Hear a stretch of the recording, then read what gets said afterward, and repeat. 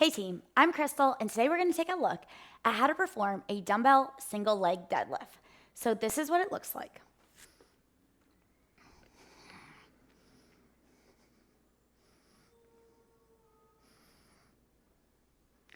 One,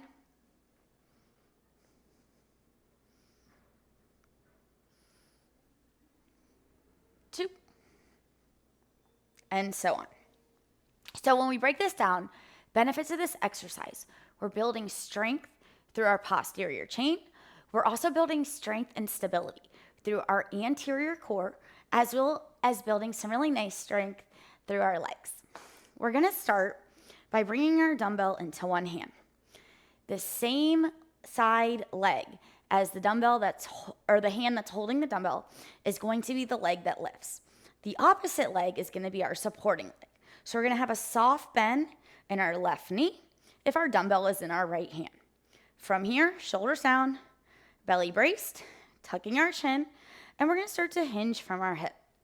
Steadying our eyes to the ground, keeping our spine long and strong, and trying to lower with complete control, and then also lift back to the top at that same speed and with that same control, gently touching down, and just stacking our hips under our ribs. Nice strong posture at the top. All the way down, all the way up is going to be one rep. You would perform all your reps on one side, and then you would do them all on the other side. And that's how we would complete our reps here. Common faults in this exercise. The first big common fault we tend to see is that as we get tired, we start to roll our shoulders forward as we descend into our single leg deadlift. And now we're creating additional stress into our lower back or our lumbar and thoracic spine, and that can actually lead to injury, as well as we've lost that strong muscular activation through our target areas. So as we're completing our single leg deadlift here, we want to maintain a strong long spine, nice square chest to the earth, and control in both directions. The next big common fault that we tend to see here is that we lower nice and slow. Everything is good in the concentric phase of the movement. And then in the eccentric phase, we're standing up as fast as we can, and we have almost no control, and we're just using the momentum to get back to the starting position. Science actually shows us that we get results in both phases of the exercise, concentric and eccentric. So what that means is that we want to maintain the exact same control in both phases so that we're building lean, strong muscle and expending as many calories as possible here. So just mainly we're getting the results from the work that we're putting in. We're not cheating ourselves. Progression and regression strategies are going to be based on a couple of different things. So the first one, load choice. The heavier the dumbbell, the more challenging this will be. The lighter the dumbbell, the less challenging. If we find the dumbbell is still very, very hard, even with that lighter weight choice option, we can absolutely just get rid of the dumbbell completely, and we can just focus on the stability challenge here of lowering and lifting with control. Also, if we're still struggling with this movement, even without any load, we can take the hand that would normally hold the dumbbell and we can come close to a wall or use a chair.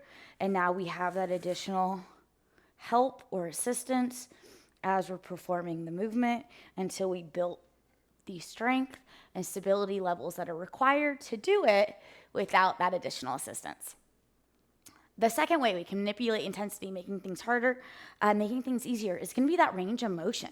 So the lower we can get, the more challenging this is going to be for our leg, for our abs, for our back.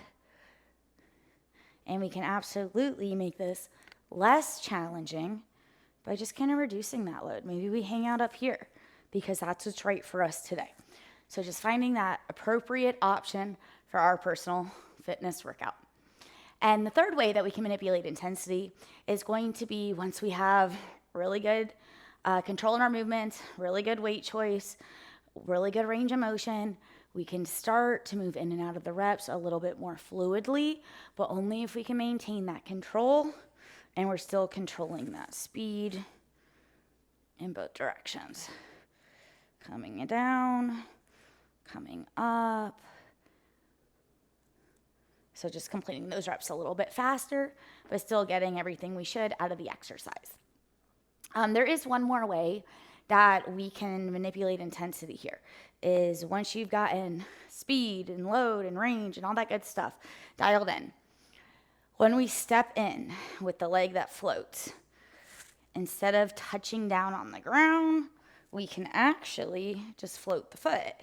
And now what we're doing is we're creating an additional stability challenge at the top because we're not getting that touchdown in order to help us restabilize or to give us a break in between reps. And it's going to add that additional little challenge for us to activate the muscle fibers at a higher level. So a lot of different ways we can change this exercise up depending on what we need for our workout today. And that is how to perform a dumbbell single leg deadlift.